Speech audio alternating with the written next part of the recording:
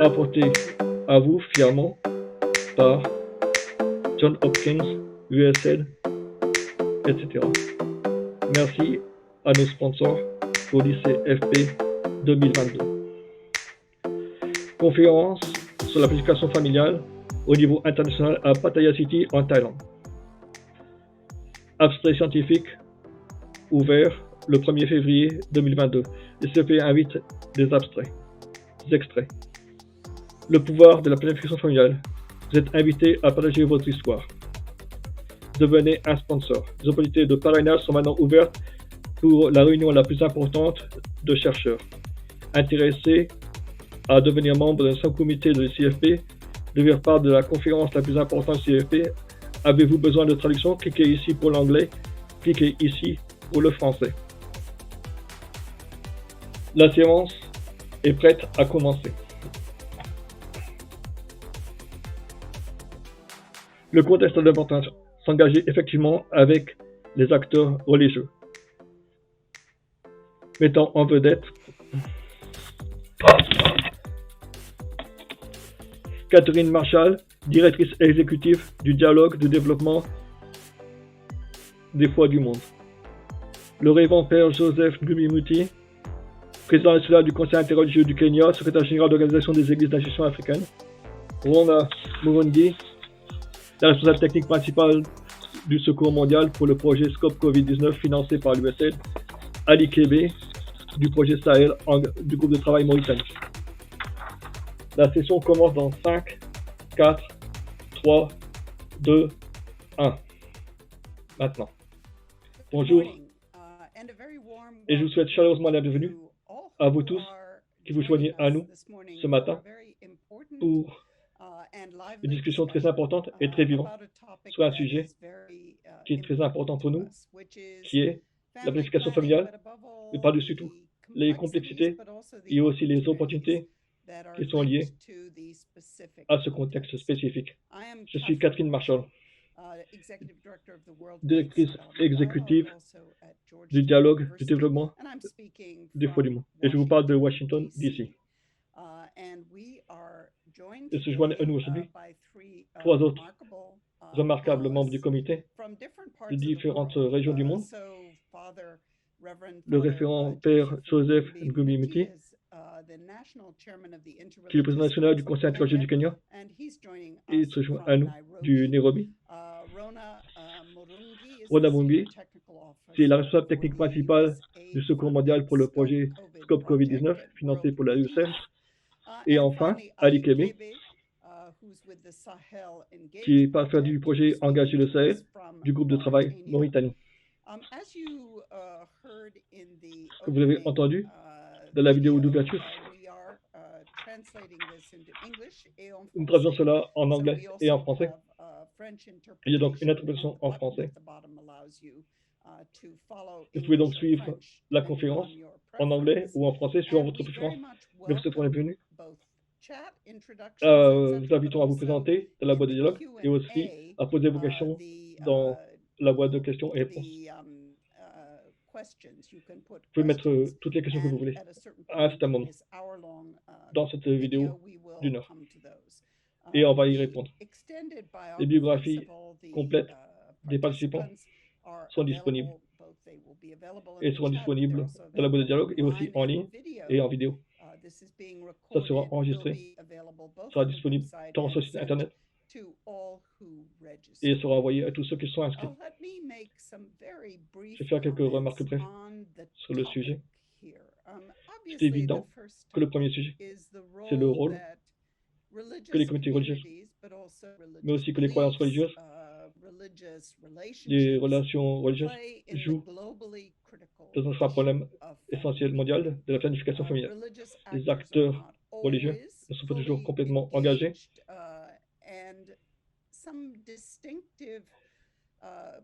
Certaines approches distinctes sont parfois nécessaires pour les engager ou les amener. Les acteurs religieux au niveau national, local. On va souligner avec les participants individuels ici ce thème du contexte, ce que ça veut dire. Comment la crise, la situation critique du Covid-19 a eu un impact sur les institutions religieuses au Kenya? Qu'est-ce que ça a à voir avec la politique familiale? C'est un impact particulier sur la vie de famille et la planification familiale dans plusieurs pays. Un sujet qui a une importance particulière. Comment les chefs religieux peuvent s'engager de façon qui a du sens avec une population de jeunes croissante dans beaucoup de régions d'Afrique, mais en particulier dans l'Afrique francophone, où c'est vraiment très critique. On prévoit diriger là comme une conversation. Donc chacun des membres du comité pourrait parler pendant plusieurs heures avec vous. On va leur demander de souligner certains points importants en quelques minutes. Donc on va commencer avec une série de remarques de chacun de nos membres du comité. On va approfondir. La première question, je vais diriger au Père Joseph. Vous nous parlez du contexte dans lequel vous travaillez. Quelles sont les questions que vous devez considérer? Quelles sont les opportunités et les difficultés? Il ne faut pas oublier que nous vivons dans cette période extraordinairement difficile. On va donc écouter le Père Joseph et ensuite Rona et ensuite Ali. À vous, Père Joseph. Merci beaucoup. Au Kenya, c'est le soir. Je me permets de vous souhaiter une bonne soirée. À ceux qui sont dans les heures du matin, bonne matinée. Comme je l'ai mentionné, je m'appelle Révérend Joseph Uti du Kenya. Petite note. Conseil du Kenya réunit les musulmans et les autres chefs d'autres communautés. Je me sens humble que vous me considérez pour venir ici vous parler de ce qui se passe dans mon pays, de ces personnes, et nous leurs dirigeants. Nous sommes dans le contexte du Covid-19 qui a affecté notre engagement dans les communautés. Il y a tellement de choses que nous traversons. Je veux remercier le gouvernement du Kenya et les différentes institutions d'avoir réuni leurs forces, comme l'UNICEF, le ministère de l'Intérieur, le ministère de la Santé, qui ont joint leurs efforts pour aider ce pays. Le comité et le conseil qui a travaillé pendant ces périodes éprouvantes. Quand le Covid-19, la pandémie a émergé dans différents endroits, on a dû fermer les mosquées et les temples. C'est présenté une difficulté très importante pour les chefs engagés dans les communautés pour aborder les idées, les questions de la santé dans les diverses communautés. On s'est réunis comme chefs du groupe religieux par un conseil interreligieux. Comment nous avons surmonté ces difficultés? Une opportunité de se réunir. Comme nous considérons certaines difficultés qui émergent, nous sommes réunis pour une communauté religieuse. On va commencer à réfléchir à comment éclairer les congrégants pour ne pas perdre notre peuple pendant cette période éprouvante. Pour en faire une synthèse pour les congrégants, pour voir comment ensemble nous pouvons créer une compréhension commune du vaccin qui a été développé. Il y avait aussi le besoin du vaccin. Il y avait aussi une mauvaise conception du nouveau virus. Tout le monde avait vraiment peur. Les familles ont perdu les membres de leur famille. Beaucoup de gens ont eu vraiment peur de tout. C'est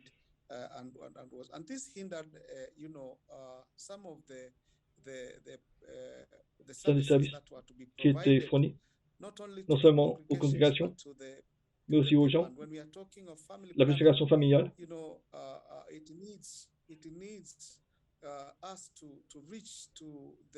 nous avions besoin de toucher les jeunes. Maintenant, à cause de cette situation, on se concentrait seulement sur le Covid. Il y a une sorte de retard sur notre objectif. On mettait trop d'énergie sur la pandémie et pas assez sur la planification familiale. Des gens mouraient, des gens étaient infectés, des gens étaient admis à l'hôpital. C'est devenu une priorité. C'est aussi devenu une opportunité pour nous de réfléchir ensemble et de nous réunir comme chefs religieux. On s'est associé avec d'autres parties prenantes, avec l'UNICEF, et ensemble, nous avons travaillé comme communauté.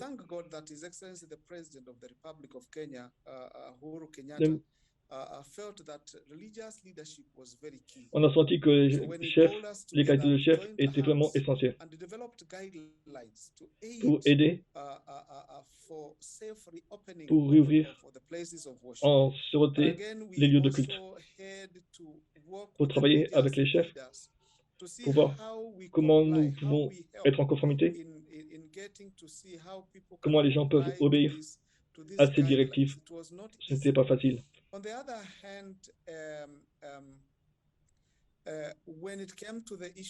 il s'agit de la question de la vaccination, il y avait de la peur. Une personne sur deux se faisait aussi du souci au sujet du vaccin. Donc, nous avons plaidé pour la vaccination.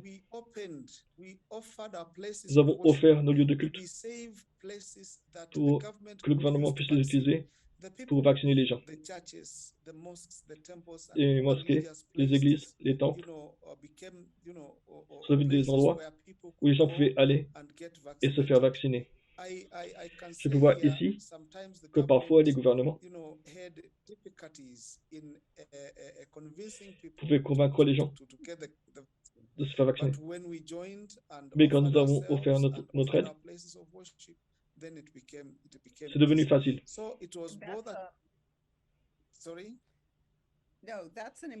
C'est un message très important que vous êtes réunis. Et quand on regarde la situation au Kenya, élargissons notre champ géographique avec des communautés. Écoutons Rona. Comment vous voyez les problèmes dans le contexte de votre propre expérience? Bonjour, bon après-midi, bonsoir tout le monde. Je suis heureuse d'avoir l'opportunité d'être ici. Nous sommes le Secours mondial, nous nous présentons avec le projet du COVID-19 pour renforcer la couverture médicale dans les communautés. Un projet dans plus de 6 pays.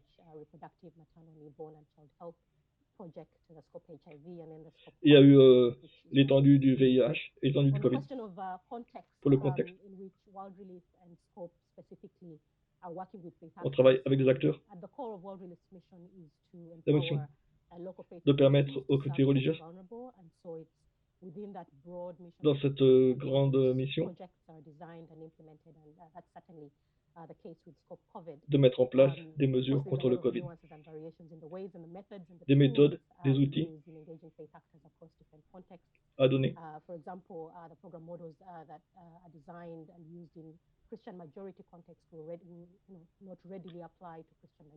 Pour les appliquer plus dans un contexte minoritaire. Nous nous trouvons, je voudrais souligner quelques points.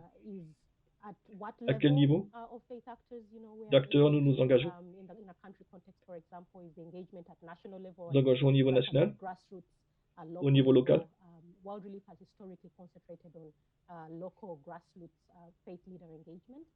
Sur le terrain, souvent que dans les moments récents,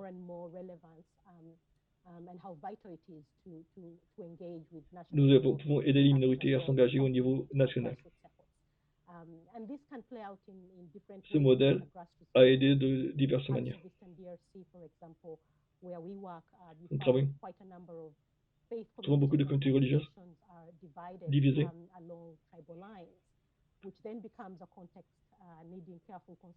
Et il y a un contexte à considérer attentivement. Un autre problème,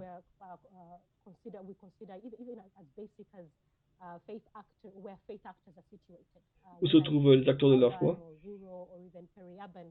ce qui se passe dans ce contexte. Comment ça rentre en jeu dans ce projet? Beaucoup de pays d'Afrique ont reçu de grands envois de vaccins contre le Covid.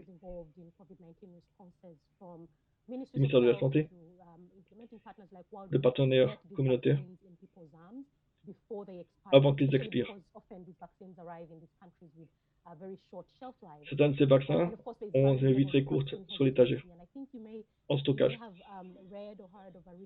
Il y a des études récentes qui trouvent que les partenaires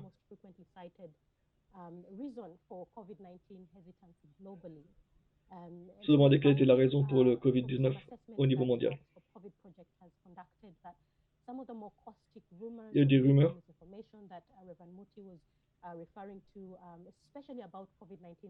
en référence aux vaccins sur le Covid-19 dans les médias sociaux. Il y a des chefs religieux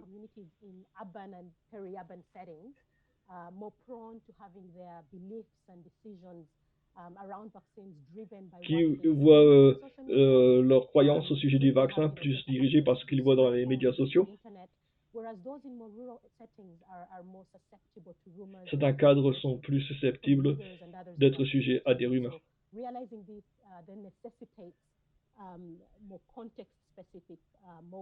Il y a besoin d'avoir des modes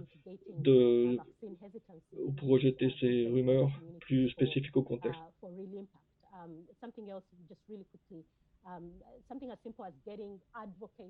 Quelque chose pour avoir les défenseurs et des vaccinants qui fassent partie d'une équipe de vaccination et les communautés religieuses. On utilise différentes modalités, par exemple au Malawi,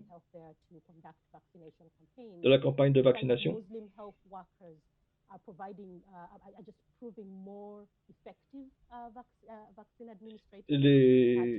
On a des administrateurs de vaccins beaucoup plus efficaces. Je pense que ça s'applique à plusieurs mécanismes de santé.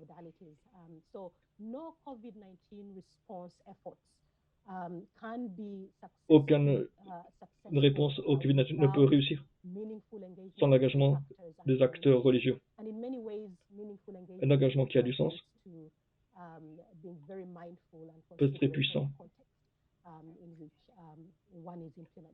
dans ce qu'on met en œuvre. C'est une capsule superbe, une description superbe de ce dont on parle, et c'est à travers tout le continent. On passe maintenant à Ali Kébé.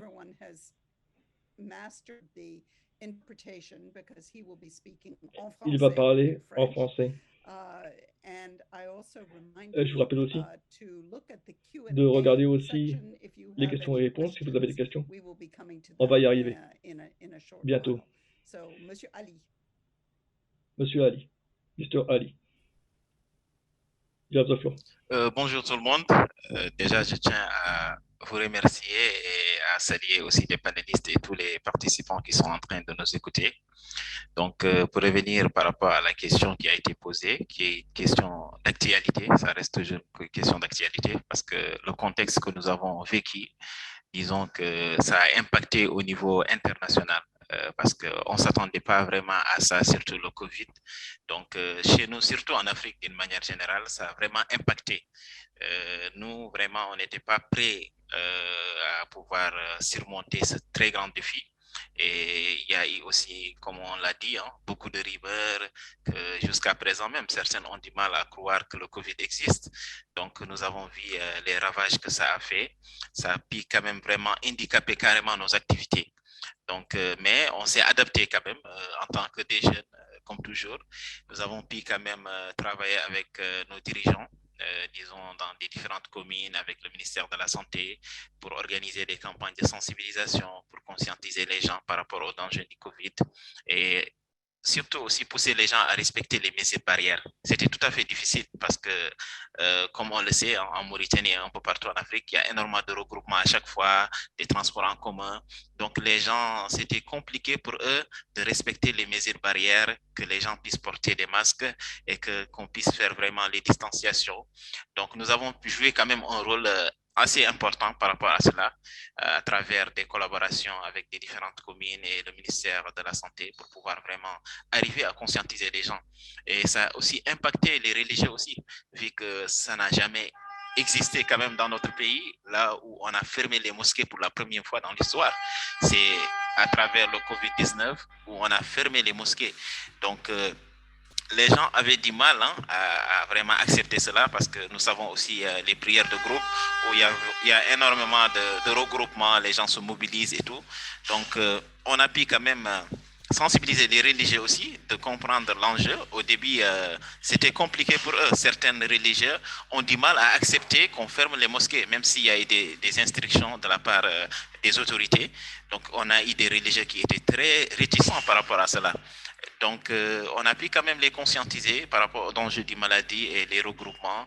Et certains ont accepté. Donc, au final, les mosquées ont été fermées jusqu'à un certain moment. Et même quand on a repris aussi, on était obligé de venir même sensibiliser les gens au niveau des mosquées, de respecter les distanciations, même pour faire leurs prières et tout. Donc, vraiment pour dire que le contexte du Covid a tellement impacté. C'était pas du tout facile, mais disons que jusqu'à présent, nous sommes aussi dans la logique de conscientiser les gens parce que le Covid est toujours là. Là où je vous parle actuellement, les regroupements sont toujours interdits parce que actuellement aussi en Mauritanie, ils ont arrêté toutes les activités. Donc, on avait des disséminations à faire, des activités de sensibilisation dans le cadre du projet Mauritanie Engage. On devait partir à l'intérieur du pays, organiser des activités de sensibilisation avec des religieux et des jeunes. Donc, tout ça a été arrêté subitement parce que le Covid est toujours là. Donc, peut-être on va revenir sur sa profondeur. Thank you a lot for giving us some graphic illustrations, the ways, de la façon dont le Covid a eu un impact sur les communautés, sur la planification familiale. On va revenir au Kenya, retraverser le continent. Et Père Joseph, vous avez donné quelques exemples très vivants de la façon dont le Covid peut avoir un impact sur les communautés religieuses.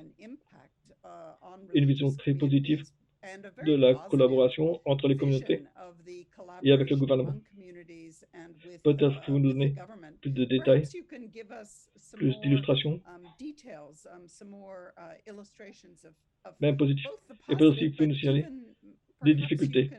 Au Kenya, à un moment donné, il y avait la croissance la plus haute de la population dans le monde.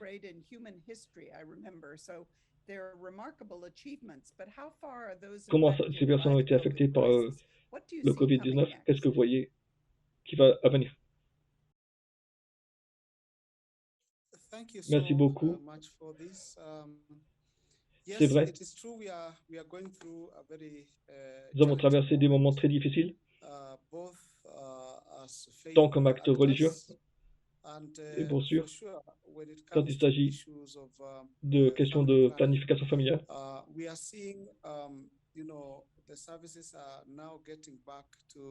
les services reviennent à une sorte de normalité. Il y a eu des fermetures à cause des restrictions.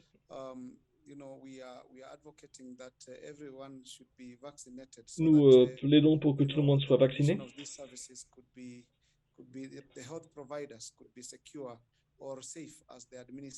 Tous ceux qui dispensent des soins de santé, les administrateurs.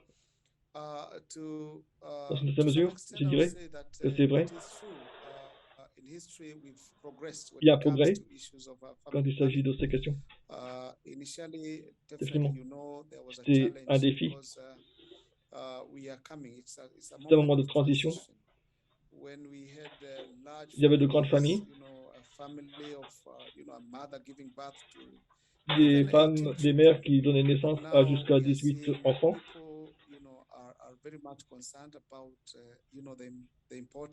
L'importance de la planification familiale.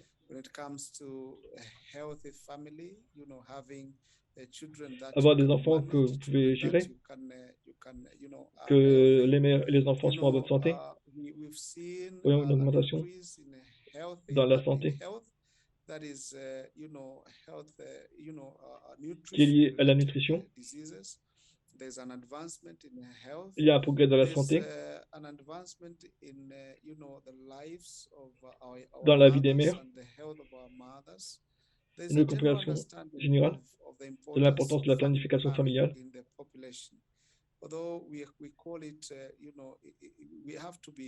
Nous faisons très attention au langage que nous utilisons, parce que les langues locales, si vous traduisez cela, ça peut avoir un sens différent.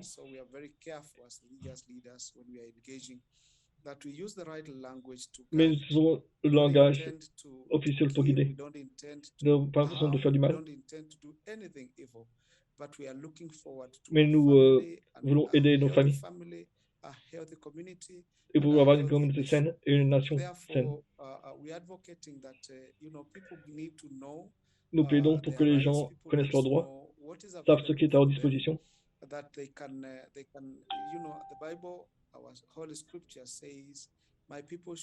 Les gens doivent vivre leur vie. Avoir une bonne santé, de vivre votre vie complètement, sans avoir trop de difficultés. Fantastique. Allons-y vers Rona. Rona a continué à développer cette thématique avec quelques illustrations de ce qu'ils ont développé.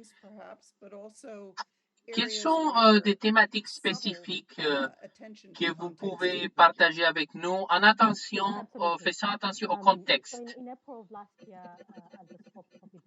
Oui, donc dans le cadre du projet du COVID-19 que l'on a mené pendant les 2 dernières années, nous utilisons les partenaires de la communauté, de différentes communautés de foi, pour répondre et pour répandre aussi l'accès à la vaccination et la sensibilisation par rapport à la vaccination. Donc, on prépare des groupes, des ateliers qui sont spécifiques aux régions et aux contextes nationaux pour mettre en place de la programmation par rapport à la santé en général et aussi par rapport spécifiquement aux défis présentés par la pandémie de COVID. Et donc, ces outils que l'on a développés, on les envoie et on les partage avec nos partenaires sur le terrain, que ce soit au Malawi ou bien dans des autres pays de la région des Grands Lacs. Et Et parfois, ces processus, ces programmes travaillent directement et bien naturellement en règle et en coordination avec les différents ministères de la santé, les dépendances du gouvernement central et il faut aussi répondre aux besoins spécifiques des communautés, mais aussi aux réalités du terrain, aux réalités du financement que l'on a pour chacun de ces programmes, pour chacun de ces pays. Et donc, on a vu qu'il y a des outils spécifiques aux communautés de foi qui sont radicalement différents les uns des autres. Les outils, les manuels que l'on a créés sont très informés par les contextes spécifiques de chaque communauté. Et donc, j'ai quelques pensées à partager. Tout d'abord, il faut avoir un outil de base, un outil qui est générique, que l'on peut partager de façon plus généralisée et plus globale, que ce soit de l'information générale, de l'information qui est partageable avec tout le monde et applicable à tous les contextes. Et donc, après cela, on a des outils plus spécifiques qui répondent aux réalités et au contexte de chacune des communautés, de chacune des régions. Donc, il y a deux niveaux des outils et des matériels à propager. Il faut aussi avoir des partenaires clés. Il faut davantage impliquer nos partenaires, surtout les partenaires qui sont plus proches de la communauté, qui connaissent les besoins des gens. Donc, on fait souvent attention à nos partenaires sur la base des communautés religieuses. On fait aussi attention aux partenaires qui travaillent avec le ministère de la Santé, les différents ministères de santé. Et donc, on développe ces outils ensemble avec ces partenaires. Donc, ce sont les leçons que je veux partager. Oui, merci. Ce sont des histoires très intéressantes. Et il faut développer d'études de cas, Rona, parce que tous vos commentaires parlent de comment l'expérience de la pandémie du Covid a bouleversé un peu l'attention à la santé. On parle beaucoup de dialogue. Et le dialogue avec les jeunes peut être évidemment très fructueuse, mais peut aussi poser des défis. Est-ce que vous pouvez peut-être nous donner quelques illustrations de processus de dialogue que vous avez engagé dans le projet Engage? Voilà, donc merci beaucoup pour la question. Le dialogue que nous avons engagé dans le cadre du projet Sahel Engage, c'était vraiment une belle expérience parce que ce sont des expériences très rares de nos jours où nous pouvons avoir des jeunes et des leaders religieux assis pour pouvoir discuter ensemble. Donc, l'objectif du projet Sahel Engage, c'était de mettre en place une présentation multimédia. Donc, il y avait 3 pays, il y avait la Mauritanie, le Mali et la Guinée.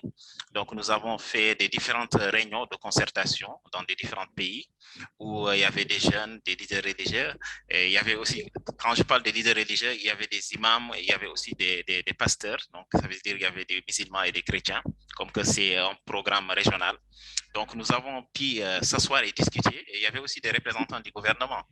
Donc, on a pu faire une concertation. C'était très difficile au début parce que vous savez, nous les jeunes, nous avons nos visions par rapport à beaucoup de choses et des approches aussi qui sont un peu différentes. Donc, au début, c'était très compliqué à avoir un consensus avec les religieux parce que nous, on aime utiliser les gros mots, certains termes. Donc, les religieux nous disaient à chaque fois, non, il ne faut pas faire ça. Donc, et eux aussi, ils proposaient des choses. Nous, on disait non, on n'est pas d'accord. Donc, nous, les jeunes, on n'est pas d'accord. Donc, à travers vraiment ce processus de discussion et d'échange. Et je le dis toujours que c'est toujours à travers des discussions que nous pouvons arriver à résoudre toutes choses. Donc, c'était difficile, mais nous avons parvenu à s'entendre et à mettre quelque chose en place, qui est un produit aujourd'hui disponible que nous pouvons retrouver sur YouTube et tout. Quand vous mettez Sahel Engage, où on va vous partager cela, vous allez voir, c'est une vidéo développée par des jeunes et des rédigeurs. On avait 4 thématiques, donc il y avait la planification familiale, les mutilations génitales féminines. Ce sont des thématiques aussi très, très sensibles chez nous, parce que il faut vraiment souligner que nous avons des problèmes sur les normes sociales. Aujourd'hui, beaucoup pensent que cela, c'est des choses recommandées par la religion ou des choses culturelles que nous avons trouvées, qui sont des choses qu'on voit toujours, surtout les mutilations génitales féminines, qui est tellement pratiquée dans l'Afrique de l'Ouest. Donc, avoir l'avis des leaders religieux sur ces questions, cela nous facilite aujourd'hui parce que souvent dans les activités de sensibilisation que nous menons en tant que jeunes, il y arrive qu'on trouve certains pères, certains aînés, en discutant avec eux sur l'importance de l'espacement de naissance ou de la planification familiale, les gens sont tellement réticents. Mais si c'est un leader religieux qui est là devant eux et qui parle, qui est vraiment quelqu'un qui est écouté, qui leur parle de l'importance de l'espacement de naissance, ils sont obligés d'accepter.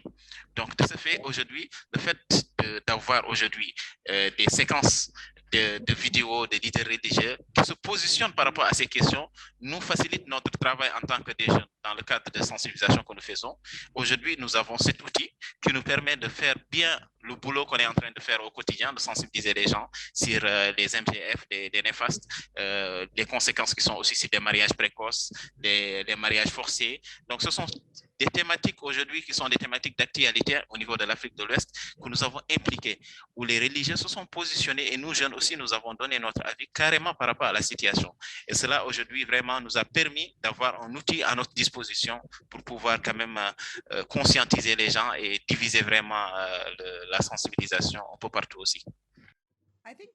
Je pense que c'est une histoire fascinante de comment vous savez surmonter les défis et comment vous savez travailler de façon intersectionnelle avec les différents partenaires communautaires et comment vous avez achevé un tel succès. Donc, c'est très impressionnant. Nous allons parler maintenant des questions qu'on a déjà touchées un peu. Donc, sur la thématique du planning familial, on va prendre une première question, une question dirigée au Père Joseph. Père Joseph, vous avez parlé un peu de langage. Et le langage qui est important parce qu'il y a des sensibilités dans la traduction. Pouvez-vous développer cette idée et surtout quand on veut faire de la sensibilisation? Oui, merci. Donc, quand on parle du sujet du planning familial, il faut faire beaucoup d'attention à l'utilisation du langage et à la sélection des mots. Par exemple, dans la communauté chrétienne, dans la communauté musulmane, il y a des langues locales un peu partout en Afrique, que ce soit Kenya ou autre. Et bon, dans le cas du Swahili, on parle de certains mots qui sont utilisés par la communauté musulmane et il faut bien sensibiliser les gens et utiliser les mots précis parce que la communauté peut être un peu sensible ou bien peut-être un peu réticente si l'on dit que le planning familial essaye de limiter le nombre d'enfants. Donc, il ne faut pas dire que le planning familial, c'est pour limiter le nombre d'enfants. Il faut parler des autres bénéfices du planning familial qui ne sont pas liés directement au nombre d'enfants parce qu'il y a d'autres bénéfices.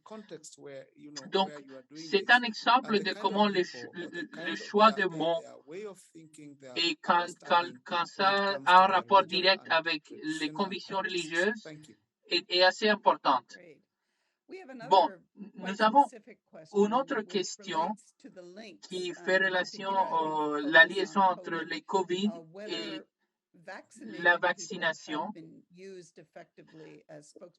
Donc, peut-être on peut parler de cette thématique de la vaccination, les défis de la vaccination.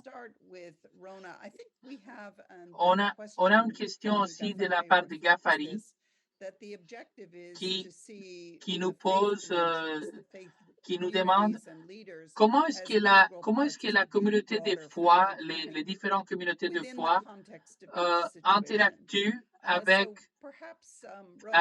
le planning familial dans le domaine un peu religieux. Comment peut-on optimiser l'utilisation de partenaires dans le contexte religieux pour toucher le planning familial et pour sensibiliser? Oui, bien sûr, voici Rona. Donc, un peu partout à travers les pays et les différentes communautés, on a vu que les partenaires dans le niveau le plus bas, c'est-à-dire les plus proches des communautés, ont permis les dialogues les plus intéressants et sont les plus engagés avec les membres de la communauté. Donc, ça facilite une communication constante et ça facilite aussi une meilleure compréhension de ce qui se passe sur le terrain. Parce que, comme vous savez, dans beaucoup de ces contextes, la religion, la foi est l'un des aspects les plus importants pour beaucoup de ces familles, de ces communautés. Donc, il faut commencer à avoir ces discussions du planning familial, de la santé, etc., de façon consistante. Et on peut achever cela avec des partenaires sur le terrain, surtout des partenaires religieux, parce que sinon, on peut faire ça en tant qu'ONG ou bien en tant qu'organisation de santé, une fois par année, 2 fois par année, par an. Mais si l'on fait un partenariat et on travaille étroitement avec les partenaires religieux, ça va créer de l'engagement sur la durée qui va s'adapter aux réalités de la pandémie, qui va s'adapter aux réalités de la communauté et qui va être en dialogue en continu. Donc, il faut cultiver ces relations avec les partenaires de base religieuse. Et comme on a déjà dit, il y a un niveau de confiance qui est déjà là entre les familles, les communautés et les partenaires religieux. Cette confiance est importante et on peut construire sur la confiance et la bienveillance que les chefs religieux jouent déjà, parce qu'ils jouent un rôle essentiel dans beaucoup de ces communautés, un rôle qu'une ONG n'a pas nécessairement, même les médecins n'ont pas nécessairement la même crédibilité et légitimité au niveau communal. Donc, que ce soit le planning familial, la santé, ce sont des partenaires essentiels. Good. Ali, est-ce que vous pouvez commenter effectivement sur cette question assez large de l'engagement effectivement des communautés religieuses dans l'effort national de planification familiale? Voilà, donc au niveau de la Mauritanie, disons qu'actuellement ça commence. Nous avons des religieux vraiment qui sont très accessibles et qui, surtout dans le cadre du programme Sahel Engage et le programme actuellement qu'on est en train de finaliser, qui est le projet Mauritanie Engage, cela a permis de regrouper certains leaders religieux quand même qui sont ouverts et qui ont de très bonnes relations avec les autorités. Donc aujourd'hui, ces leaders religieux aujourd'hui sont vraiment une porte d'entrée pour nous les jeunes, pour pouvoir nous aider à faciliter le rôle qu'on est en train de faire en tant que des jeunes activistes, des jeunes qui organisent des sensibilisations quotidiennement. Mais l'autre défi, disons, majeur que nous avons, c'est qu'on a un groupe de religieux qui sont toujours réticents. donc, on a certains leaders religieux jusqu'à présent, aujourd'hui, ils ont des idées erronées par rapport à ce sujet, la planification familiale. Pour eux, quand ils amènent le débat, ils sont tellement conservatrices pour eux qu'on ne doit pas en parler et que ce sont des idées occidentaux. Donc, c'est toujours un problème. Donc, jusqu'à maintenant, même dans le cadre du nouveau programme qui est Mauritanie Engage, on doit faire la dissémination même dans certaines zones arriérées au niveau à l'intérieur du pays où nous avons des leaders religieux qui sont tellement réticents. Donc, les stratégies que nous avons adoptées, c'est de voir des religieux qui sont dans l'équipe que nous avons et qu'on va partir avec ces gens-là. Donc, au lieu de partir nous seulement pour faire l'activité, nous allons prendre certains leaders religieux qui sont influents et qui sont très écoutés au niveau national pour partir avec nous, voir déjà les religieux qui sont à l'intérieur du pays pour pouvoir ouvrir le débat ouvertement, pour pouvoir expliquer à ces religieux carrément le positionnement de l'islam par rapport à cette thématique. Parce qu'aujourd'hui, certaines croient à certains hadiths ou certains versets en réalité qui n'est pas en conformité avec ce qui se passe réellement. Donc, de ce fait, aujourd'hui, nous avons quand même des religieux qui font des efforts, qui ont même écrit des ouvrages aujourd'hui sur la planification familiale, l'importance des espacements de naissance. Et souligner aussi que nous sommes dans un pays aussi qui est un pays 100% musulman, où il y a tellement de gens qui sont conservatrices. Donc, le fait qu'il y a aujourd'hui des leaders religieux qui ont fait des ouvrages et qui essaient quand même de défendre leur cause en aidant certaines organisations de la société civile. Donc, je pense que nous sommes dans une voie vraiment de l'évolution. C'est un processus, les choses sont en train de progresser petit à petit. Donc, on commence à avoir des leaders religieux très ouverts et qui viennent, parce que souvent, si on organise des conférences aujourd'hui, l'islam et la planification familiale, nous avons des religieux qui peuvent venir poser le débat ouvertement en public. Donc, c'était très difficile et maintenant, ça commence à travers aussi des réseaux sociaux que nous utilisons. On fait des interviews avec des leaders religieux et nous partageons cela un peu partout. Donc, disons que nous sommes vraiment dans un processus et ça évolue.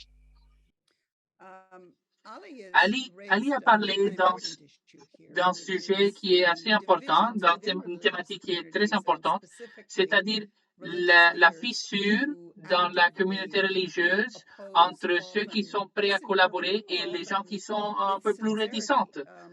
Donc, il y a quelques principes que l'on doit garder en tête, il y a quelques techniques que l'on peut utiliser pour améliorer notre travail et bien gérer ces différents éléments de fissures dans nos partenaires, dans l'écosystème de nos partenaires, dans les communautés religieuses. Père Joseph, pouvez-vous parler un peu de comment vous travaillez avec les chefs religieux qui ont une perspective très différente, qui peuvent parfois être réticentes, et aussi un peu de comment vous avez avancé la thématique du planning familial pendant ces années de pandémie. Merci. Bon, je sais que c'est pas facile d'avoir des gens qui sont réticents, des gens qui posent de la résistance à notre agenda. Et donc, tout d'abord, ce que j'essaie de faire, c'est de prendre un moment avec ses collègues, avec ces gens qui sont un peu sceptiques, de m'asseoir avec eux et de parler, de leur expliquer point par point ce que l'on fait. Parce que parfois, je trouve, il y a beaucoup de peur. Parfois, ils ont peur d'un nouveau concept, peur de quelque chose qui est différent. Donc il faut rappeler à la communauté, il faut rappeler à tous nos partenaires que ce que l'on fait, c'est pour les biens communs, les biens de la communauté. Et si quelqu'un a une position ou bien une opinion différente, ils peuvent disséminer leur information, mais il faut bien prendre soin de ce que l'on dit et de ce que l'on fait.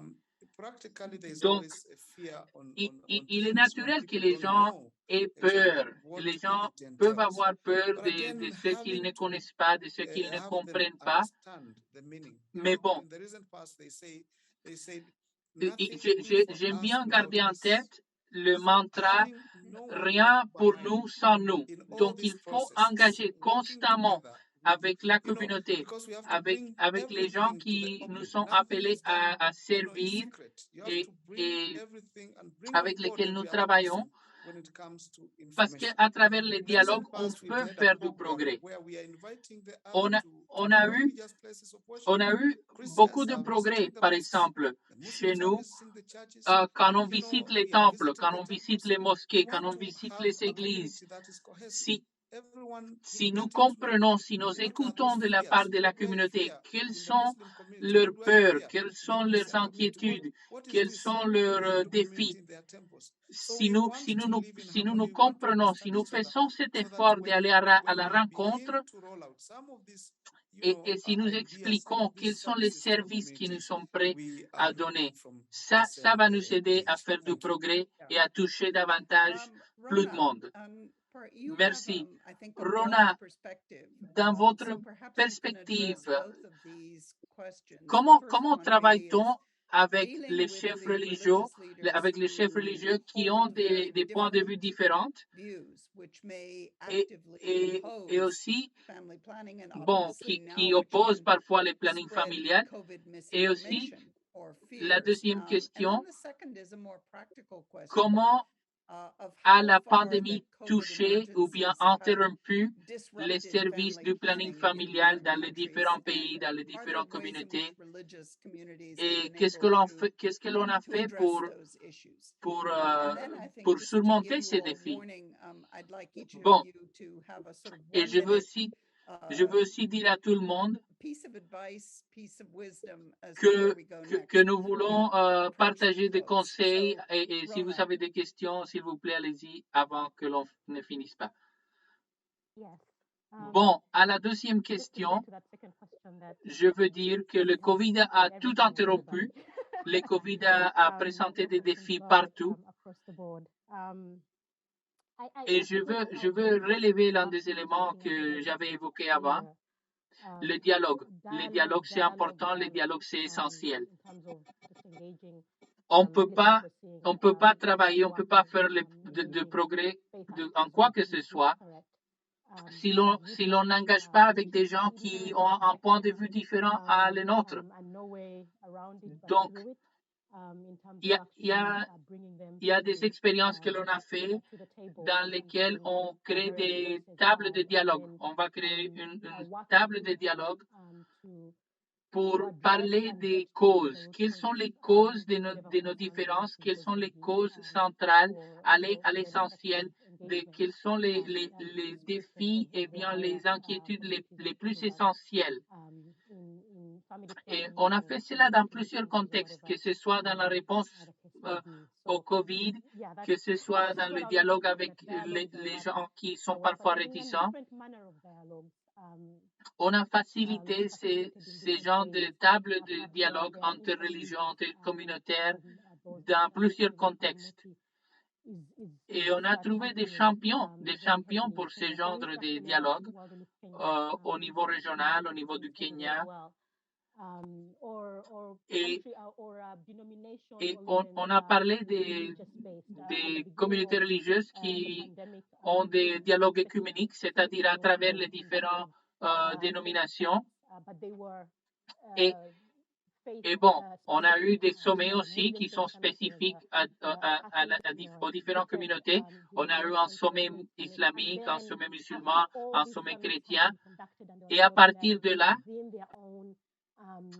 on a eu aussi un troisième sommet dans lequel on mettait tout le monde ensemble pour avoir ce genre de dialogue, pour trouver les terrains qui est partagé et que les gens puissent créer des priorités stratégiques pour leur communauté et aussi les partager avec les autres communautés. Donc, Rona, comme tu as dit, le dialogue est essentiel.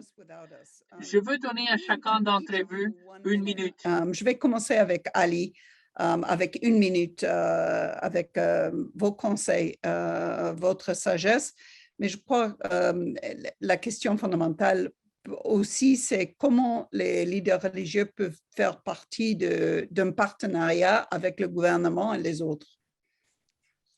Voilà, donc merci par rapport à cette question. Je pense qu'il suffirait quand même vraiment d'aider les religieux à se structurer, d'avoir des organisations, des leaders religieux qui sont bien structurés. C'est vrai qu'il y a pas mal d'ONG, des oulémas un peu partout, mais disons que sur l'exécution ou sur leur plan d'action, il n'y a pas vraiment l'implication de certaines activités quand même qui sont des activités sociales qui peuvent impacter. Parce que l'importance de la planification familiale, c'est la santé de la mère. Donc, il est important que les religieux puissent aujourd'hui s'approprier de ce rôle. C'est ce que je dis souvent. Si aujourd'hui même, on arrive à avoir des organisations qui peuvent regrouper les jeunes et les religieux ensemble pour mettre en place des mêmes activités, comme le programme Sahel Engage, là, l'objectif, ce serait même intéressant de formaliser cette structure pour que le noyau puisse rester.